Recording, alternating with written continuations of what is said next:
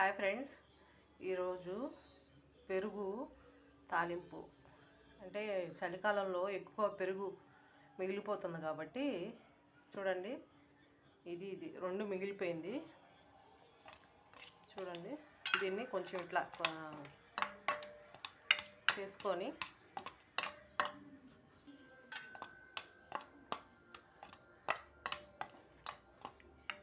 దీన్ని కూడా ఇట్లా కొంచెం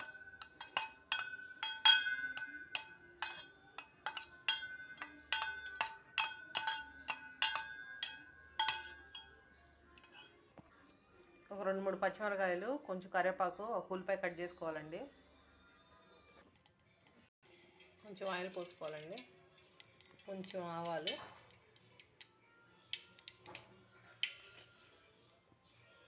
కొంచెం జీలకర్ర, కొంచెం పచ్చెనగపప్పు, ఒక 2 ఎండుమిరకాయలు,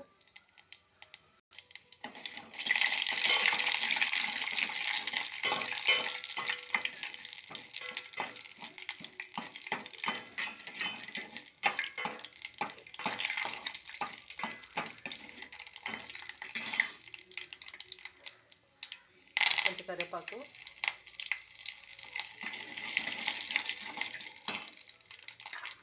ఇప్పుడు ఒక ఉల్లిపాయ,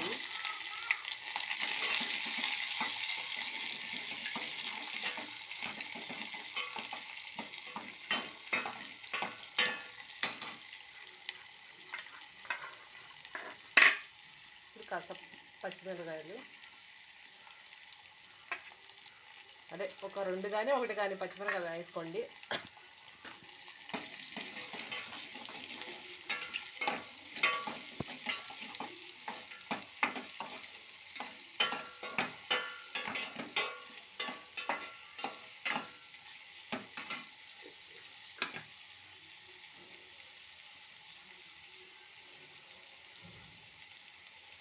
కొంచెం ఉప్పు,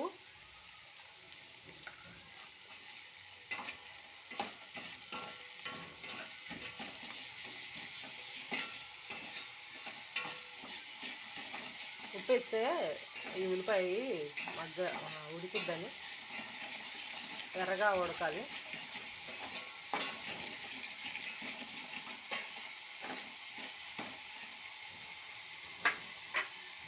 ఇది కలుపుతూ ఉండాలి, మాడకుండా.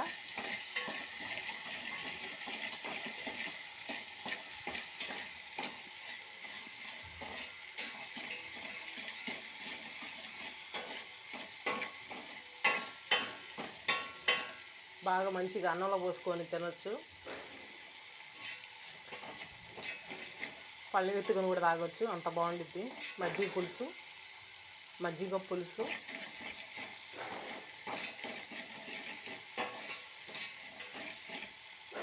పెరుగు పులుసు లేదా మజ్జిగ పులుసు అంటారు దీన్ని.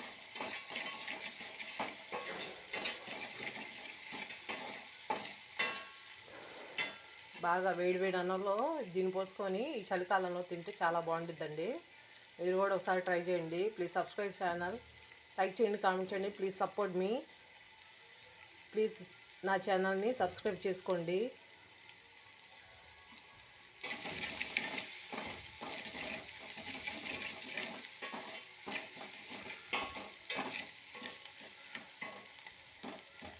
కొంచెం ఉల్లిపాయ ఉడకాలి.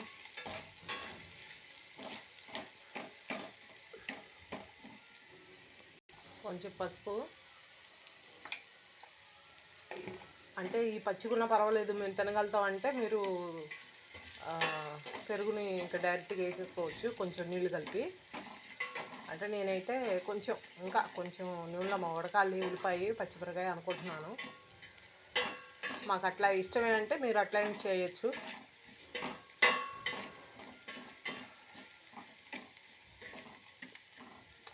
మరీ పచ్చిగంటే కాస్త అరగదు, అందుకని నేను ఇలా కొంచెం నూనెలో వేపుతున్నాను.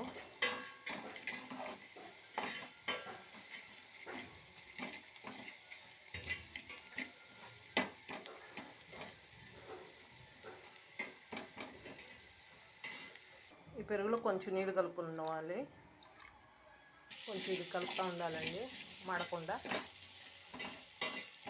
అక్కడక్కడ ఉల్లిపాయ పచ్చిగా ఉన్నా ఇప్పుడు సరిపోయిందండి ఉడికి. ఇప్పుడు ఈ మజ్జిగ పులుసుని దాంట్లో పోసుకోవాలి.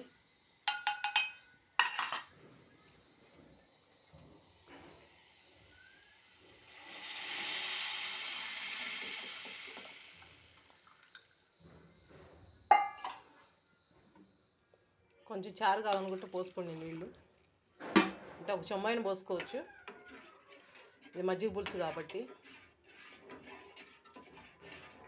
ఒక 5 నిమిషాల నుంచి దించేసుకోవాలి. మీరు కావాలనుకుంటే కొంచెం కారం కలుపుకోవచ్చు, లేదా ఆ పచ్చిమిరపకాయలు మంట సరిపోయిద్ది అనుకుంటే ఉంచుకోండి. కొంచెం కారం కలుపుతున్నాను నేను.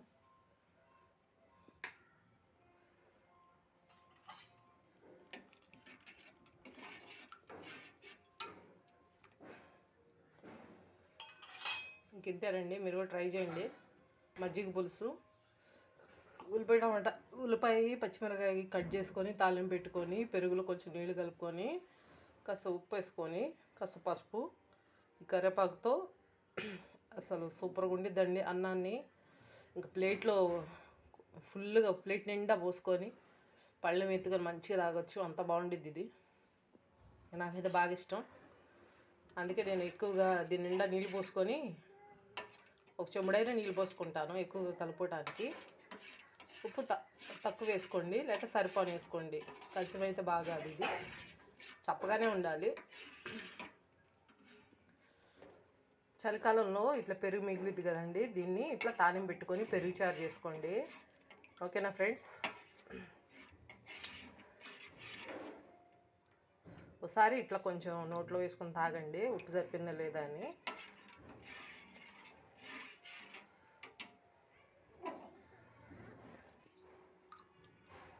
నేను ఫుల్గా నీళ్ళు పోస్తున్నాను, ఎందుకంటే సరిపోదని. కొంచెం ఉప్పు వేసుకోండి.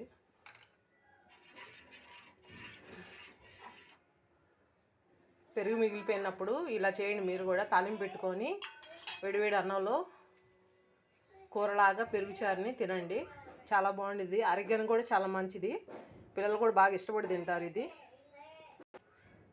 ఓకేనా ఫ్రెండ్స్? పెరుగు చారు సూపర్ ఉండిద్ది, మీరు తినండి. మీ పక్కింటి వాళ్ళకి కూడా కొంచెం వేయండి. పెరుగు చారు ఎలా చేయాలో కూడా చెప్పండి కావాలంటే. నా ఛానల్ని సబ్స్క్రైబ్ చేయండి, లైక్ చేయండి, కామెంట్ చేయండి. Please support me please. నా వీడియోస్ నచ్చితే. పెరుగు చారు చాలా బాగుండిద్దండి. మన పెరుగు అంటే మిగిలిపోయింది లేకపోతే పులిసింది అనే భయం వద్దు.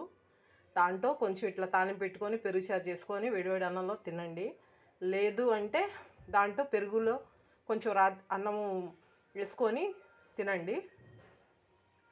పెరుగును పడేయద్దండి. పెరుగులో పచ్చిమిరపకాయలు అయినా పెట్టుకొని పెరుగు పచ్చిమిరపకాయలు పెట్టుకోవచ్చు, చాలా బాగుంటాయండి అవి కూడా. మీరు కూడా ఇలాగ ట్రై చేయండి, లైక్ చేయండి, కామెంట్ చేయండి. Please subscribe my channel, please support me please.